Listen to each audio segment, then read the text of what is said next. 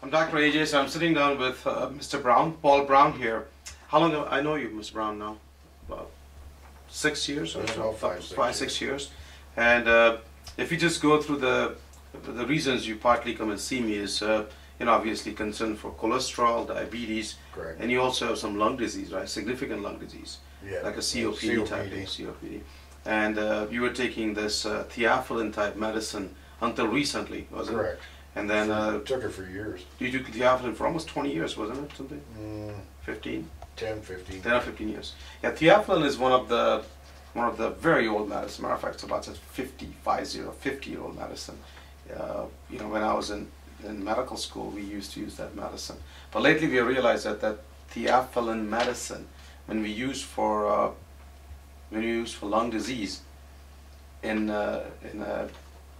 older people above age 40, and even in some younger people, but definitely people over age 40, not only it may or may not help, but actually it can turn into a very dangerous drug because it can raise the heart rate, it can raise the blood pressure, it can cause bad tachycardia, it can cause atrial fibrillation, it can even cause heart attack if you take in a high dose by mistake. So theophylline is just no longer used because we have better drugs available. Okay. And better drugs are typically inhalers, better inhalers, better medications to not have your bronchial tree inflame up very quickly. And also, more and more we are realizing that many times people with lung disease will get heart disease because lung puts pressure on the heart. And Okay. that's when the theophylline type medicine becomes dangerous.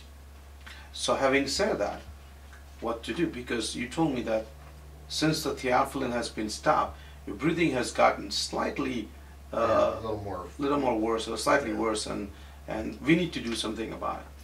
Also, your diabetes is not fully under control right now. Yeah. You know what A1C is? Up and down, yes. You know what A1C is, right? A1C. No. A1C is the average of a sugar over 90 days. Oh, okay. The normal A1C for people who don't have diabetes is 6 or below. Okay. Once a person has diabetes, we like to keep it between 6 and 7. Okay. So once it's above 7, we worry about it. When the A1C is, for example, 8, the sugar is running around 180, so 170. When the A1C is 9, sugar is running around 200. When the A1C is 11, sugar is running 300 all the time. Okay.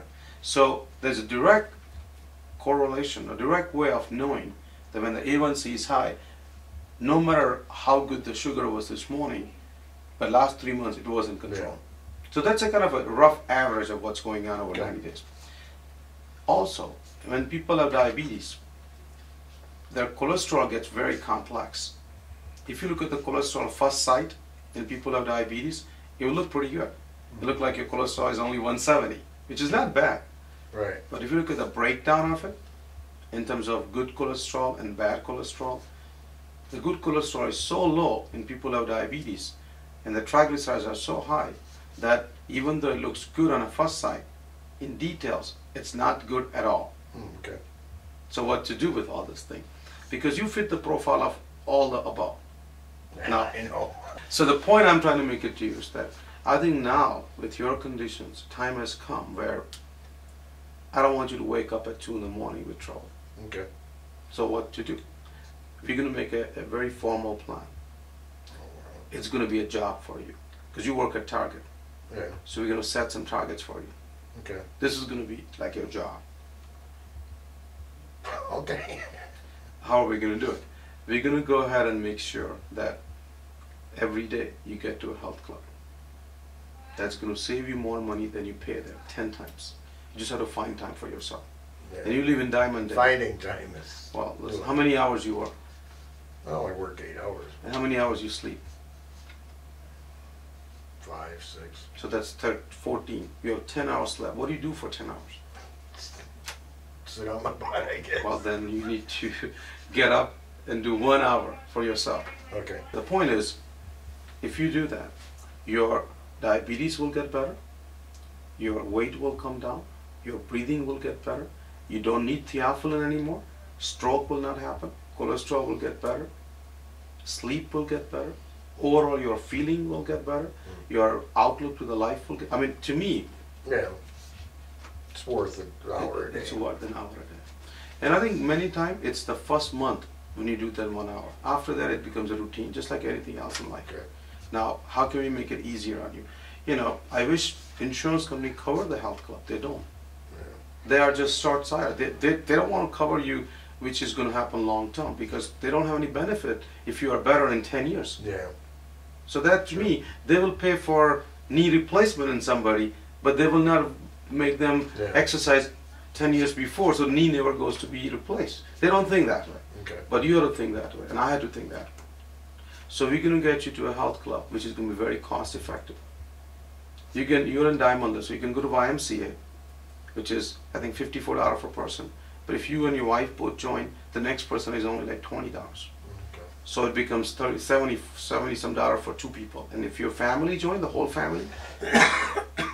family join, it's like $84. So it depends upon how many people in your family. Yeah. But if you go to the health club right nearby our office, Court 1, which is a little bit of a drive for you, obviously, but then it's $15. Okay. And your hours allows that, because you work from 2:30 until 11 o'clock at night, isn't it? No, 4 in the morning till Or 4 in the morning until 4 2:30 in the morning till afternoon. 12:30. 12:30 noon? Yeah. Okay. Because this health club allows our patients to go between noon and 4 for $15 a month. Okay. And they have a swimming pool, they have everything YMCA has. So you have to make that decision. Okay. And I'm going to go ahead and pretty much ask you to start doing it as early as today. And then we're gonna see the progress. I wouldn't be surprised. Not only you feel better, but some of these expensive medicines, like you said, your insulin. How much it costs? You said I think it's $358, but it's $358 a that's what month it's for costing the insulin. insurance company So it costs insurance company $358. just for 21 days. So it's about $500 a month. Yeah. If you follow through what we are making a plans today, your insulin needs can be cut in half. Cut in half. And if you do really, really good, you could go off insulin possibly. Wow. Possibly. That'd be something. So we'll make a plan. We'll see how it goes for a month. Okay. And keep track of it every week. I'll try it. I think you will do it. I think this is something needed, let's put this. I don't want you to go through medical Yeah. emergency and then do it. So do the best you can. Okay.